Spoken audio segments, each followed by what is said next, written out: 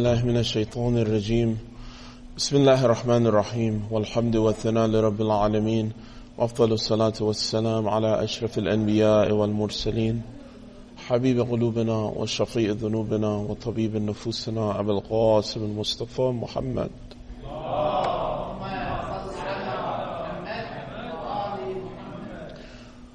وعلى أهل بيته الطيبين الطاهرين المعصومين المظلومين ولعنة الله على أعدائهم أجمعين إلى قيام يوم الدين. رب اشرح لي صدري ويسر لي أمري واحلل عقدة من لساني يفقه قولي.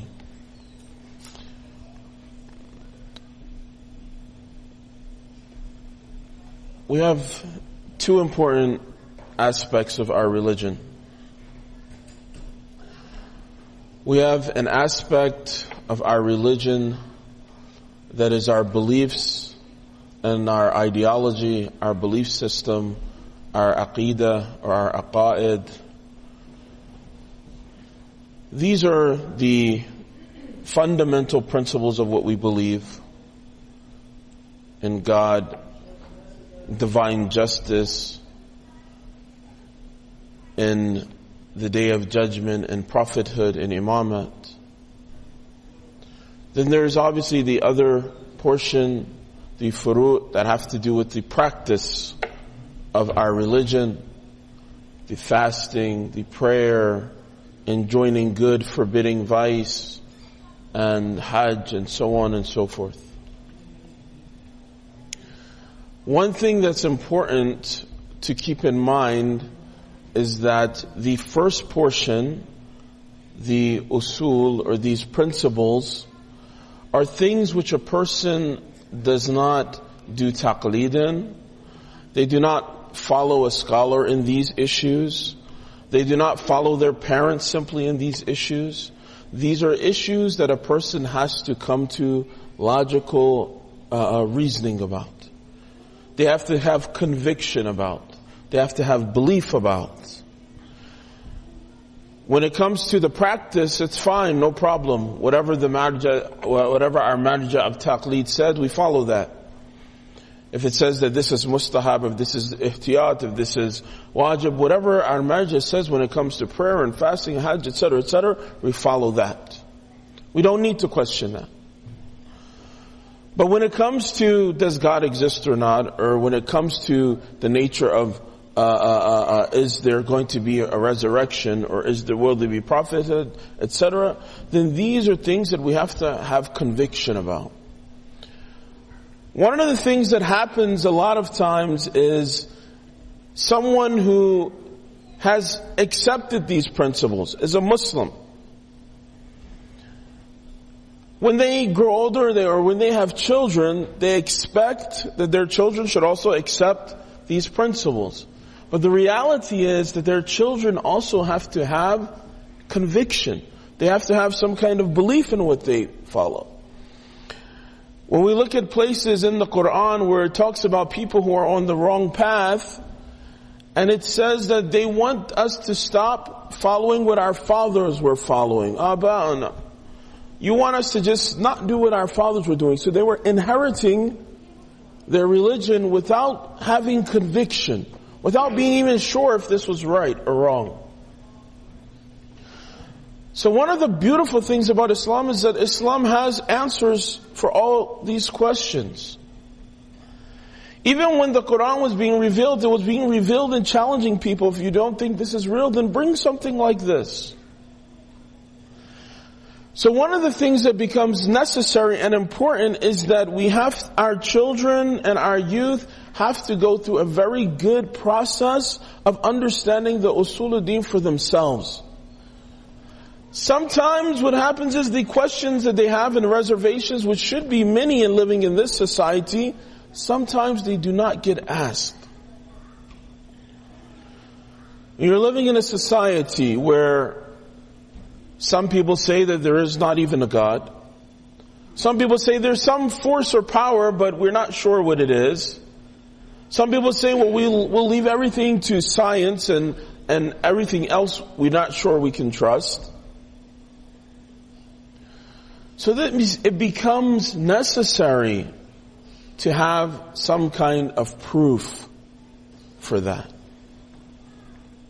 It becomes necessary to have some kind of research, to have some kind of logical discussion, to have some kind of arguments which prove that the existence of God, which prove that God is just, that God is fair.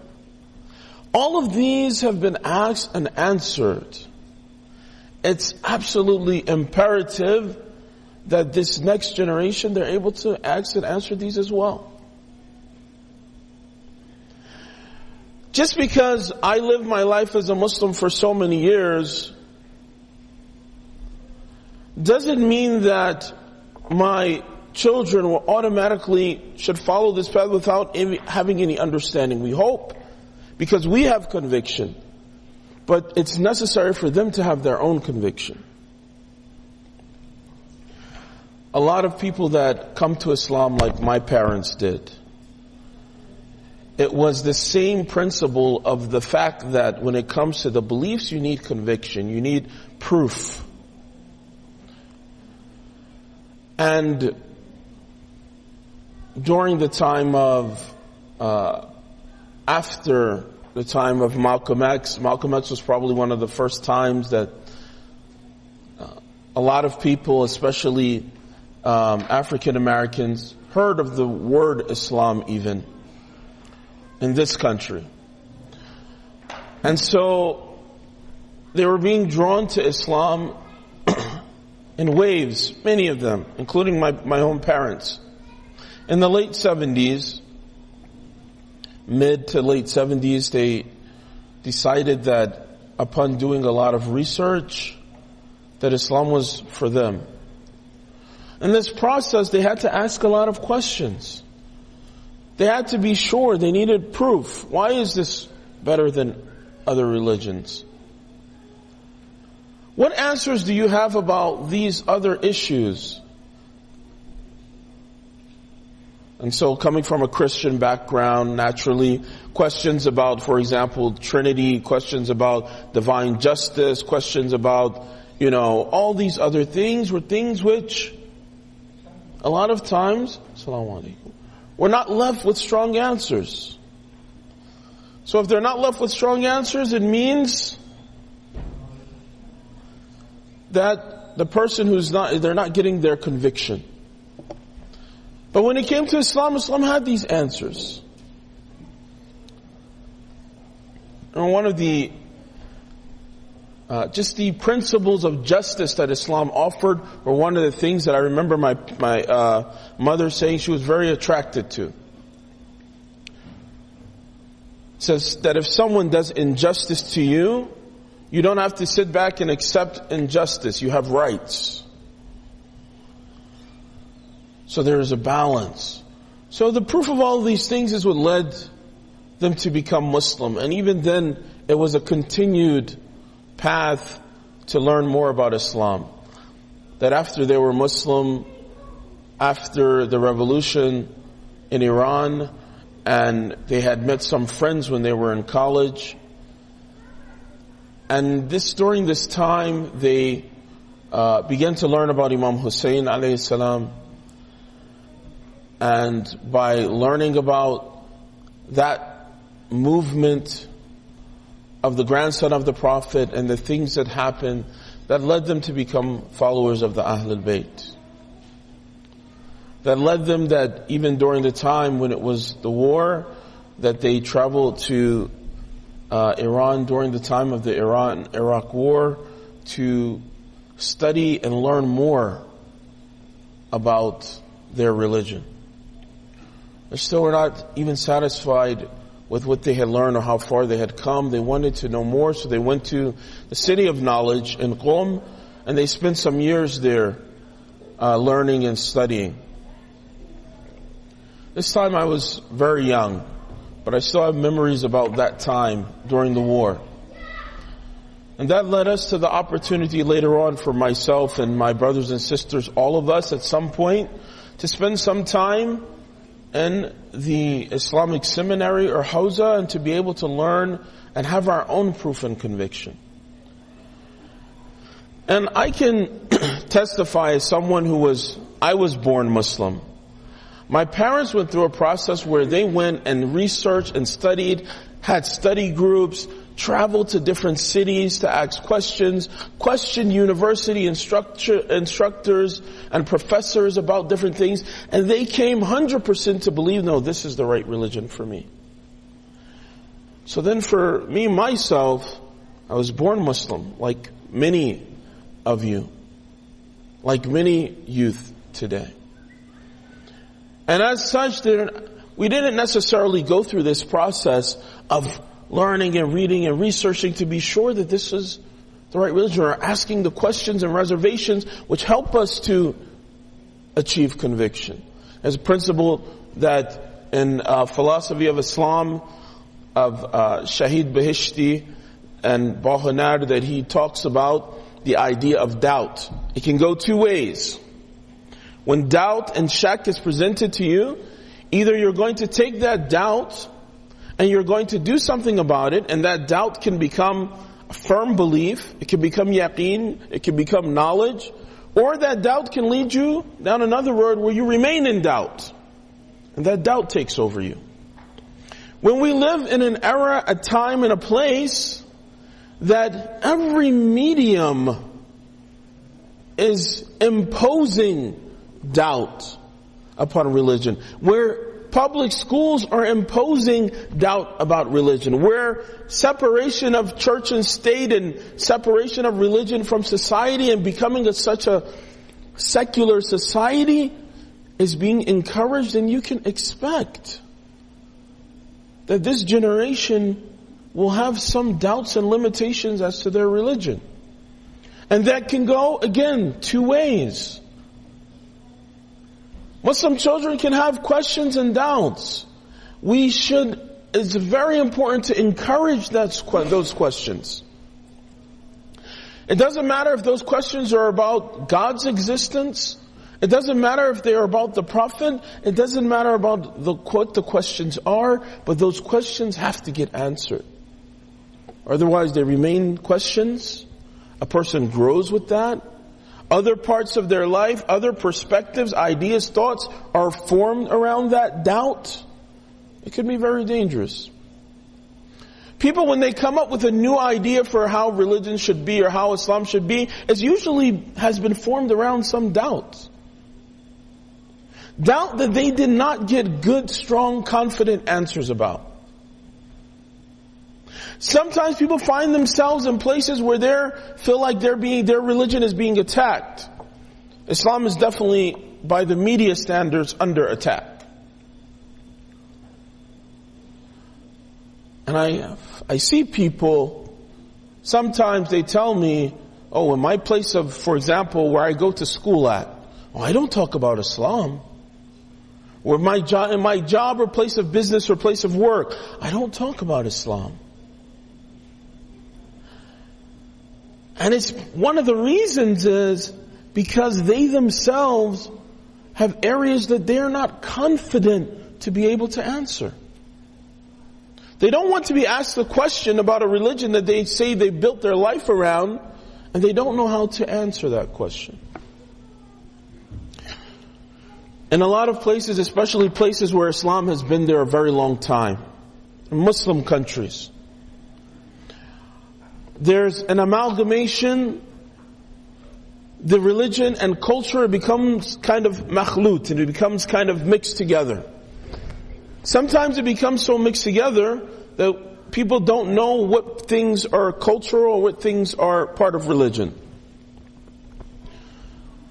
They cannot tell the difference because they've been doing as a custom so long. So sometimes people are practicing things as a custom or a culture, not necessarily as something that they have understood, researched, and are practicing to know as their part of their religion. And so, if we just pass down a cultural identity to the next generation, without passing them down a religious identity, what happens is they're confronted with multiple identities or an identity crisis. They're confronted with, for example, their language from back home, their culture from back home or their parents' culture, their American culture, their religious identity. They're confronted with all of these different things, and sometimes they don't know which way to go. It's very important that a person, in order to practice their religion the right way, they have to have confidence in their religion. So sometimes we hear people with ideas like, we should involve children in, I remember once I heard someone say you should bring the children into the masjid. That's a great idea in principle. Wonderful idea in theory. Or you should make children listen to speeches or listen to lectures or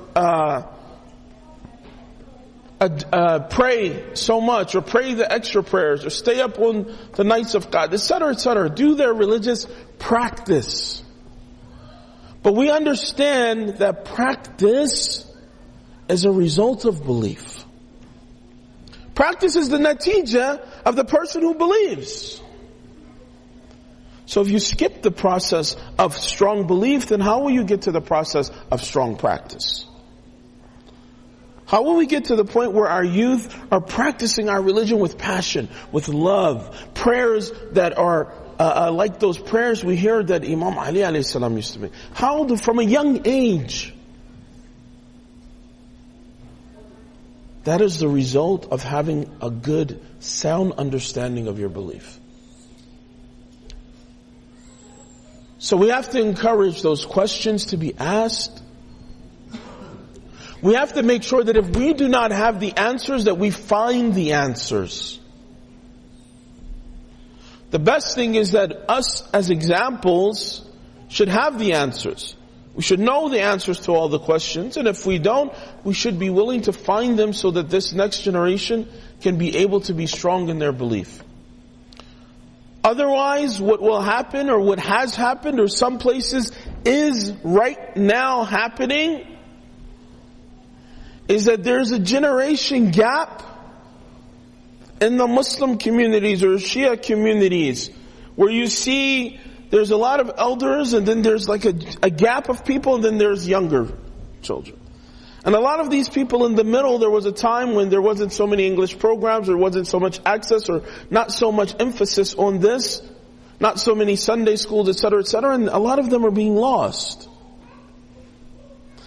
So it becomes necessary that we understand that in order for us to have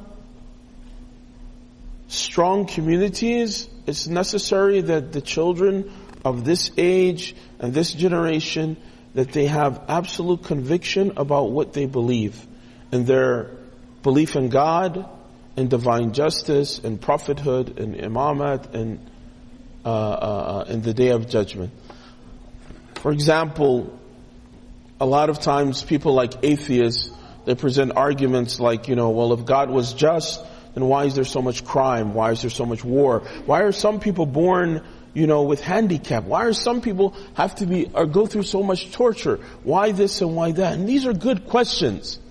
But someone becomes an atheist because that question remained a question. And so they got comfortable with saying, well, there's no answer for that question. That's basically what atheism is. No, there's no answer, so I'm not comfortable finding out any answer. There's no answer, so I leave.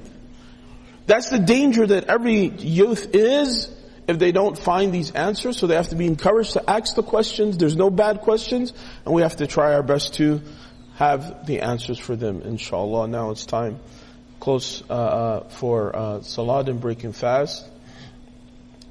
I think after iftar, I will be here to, answer any questions that anybody might have or have some further discussion. Everyone is welcome, please participate. If there's anything that I could answer, then I'm more than happy to do that, inshallah. Assalamu alaikum wa rahmatullah.